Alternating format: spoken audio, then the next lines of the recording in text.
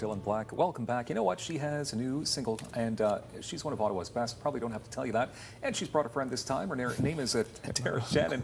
How you doing? Do you like that? I like that. Yeah, Thanks, it's buddy. one of Ottawa's best. You're good for my heart. Yeah, well, that's why I did it. And look who's with you as well. Hip-hop electronic artist Cody Coyote joining us. Yes, sir. Ani, thank you. Good to have you here. Oh, all right, you have a collaboration going on, an amazing new song. We're going to talk about that in a second. But Tara, we haven't had you on the show since the passing of Jonathan Petra. No. And you were very close to him and his family. So were you. Yes, amazing guy, amazing Yeah. family. And you wrote a song, Butterfly Child. Yeah, a couple years ago. What yeah. has his loss meant to you? Oh, that's a tough one. He was just such an incredible kid. I was really fortunate to get to spend a lot of one-on-one time with him just as two friends hanging out in his kitchen. We used to do these little videos together and to help him with his social media and stuff like that, because we live on the same street in Russell, so I'd walk down. So I really had the chance to get to know not just the ambassador and the incredible old soul that he is, but just the teenage kid that he is, and watch him and his sister bicker in their kitchen and just regular family stuff. And he was just as amazing in that setting as he was in his public setting. Well, we definitely thank you for bringing his story to light even more, Yeah. of course, through that song and everything you did for his family. Cody, so you've been in the music business now for about 5 years or so? Oh, yes, sir. Yeah. Tell us a bit about your music. Well, just to paint an accurate picture, I haven't been here in 3 years, you know? So, like, it's been 3 years. Last time I was here, it was with Derek and Tammy, and just the growth, you know, the progression throughout my career, it's been one of success, and I've been super grateful for that. Being able to go across Canada, going to both, like, urban and non-urban communities, in particular Indigenous communities, and be able to speak about anti-bullying, but also, like, highlighting the fact that, like, hip-hop can be medicine for so many people, including myself.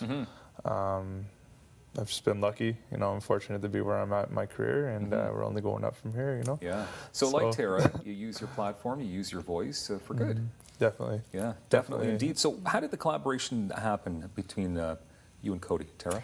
Well, I first met Cody at an event at City Hall. It was the Ottawa Aboriginal Coalition monthly gathering, I think. Yeah. And a mutual friend introduced us, and I was just really drawn to him as an artist right away. And I got familiar with his music a little bit, and then got to know him as a person. And we have a lot in common as artists in the sense that we're both passionate about empowering youth. We both believe that music is a healing energy and, you know, can spark conversation and help people find common ground. He happens to be ridiculously talented, which also helps. So I had this idea for a remix for this song on my record called Someone Who Understands, which is written by Haley McLean, who produced my album Unfinished, which we released last year. But I had this sort of idea, this crazy kind of remix idea, and when I met him, I was like, oh, okay, this is who I'm supposed to do this with. And I was a little tentative, but because we didn't really know each other, but I saw him again at Megaphono. And so I kind of, you know, I said, hey, so I've got this crazy idea. Would you listen to the song and see if you're inspired to write any kind of hip-hop lyric? Because it's not a music style that I'm very familiar with. And he was so gracious and so wonderful. And he wrote these incredible words right away, sent them to me. And I was just like, I cry a lot. But I was really crying. And I was like, this was really, it was very powerful. Nice collaboration. Yeah. Do you feel cooler now? Like, I'm so glad you asked, because my kids think I'm cooler now. That's good. Because I have hip-hop in a song. This is like the ultimate street cred. That's bragging rights for days, you know? Amazing. Cody, tell us about the Indigenous connection of this new remix. Why it's so important?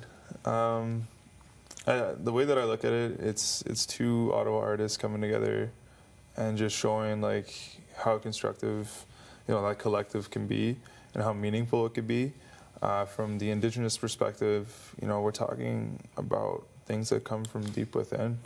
You know, like, I acknowledge that I'm an intergenerational survivor of child welfare, and finding out that my grandmother went to residential school, finding out that my great uncle went to residential school, and those intergenerational effects that we carry, you know, even as a young person, you know, young Indigenous person in Canada, I feel a lot of us need to be, you know, told that we're being heard, you know, and that we do understand, and that someone is there, someone is listening, because often we feel like we're not.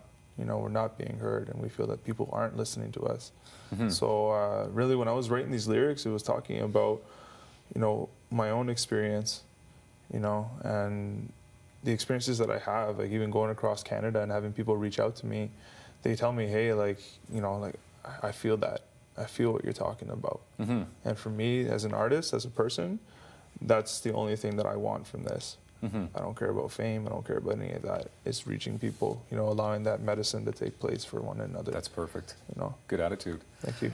So Tara, it's a remix of a song that was on your last album. Now, are there hopes for a new album with the remix? Well, this is a single, a standalone single right now, and I am working on new material for a new record. Because when I did the last record, there was no like business plan or like rollout plan. It was really all about healing. It was about this thing that I had hanging over my head for 20 years that I hadn't finished, which is why we called the record Unfinished. You know, busy having all those babies. So, so now it's kind of like it was so well received, and I'm back into doing music full time and absolutely loving it. So now you approach it a bit different. So now there's like a plan and a strategy. So. But a minute left, and I know you have another important story to tell because you were diagnosed with Lyme disease. I was telling you, I've spent about 3 months in bed, couldn't move. And at the beginning of this year, that's how I started this year, and it was very scary. And so I was diagnosed with Lyme disease. So I've been learning a ton about that illness, and yeah, and it really is something that Canadians need to be talking about. You're working with Lyme Hope? Yeah, Jennifer and Sue are two incredible people. They started this organization called Lyme Hope. They're both moms with kids that have Lyme, and they've been on the Hill, and they've been fighting for people with Lyme and getting the right information out there. It's really hard for people to get treatment in Canada and to even get a diagnosis. We have to go outside the country. We're glad you're okay. Yeah, thanks. Someone Who Understands is the name of the new song. Tara and Cody, thank you for being here. Thanks for having us. Check it out online. Worth your time coming up in moments right here on Rogers TV.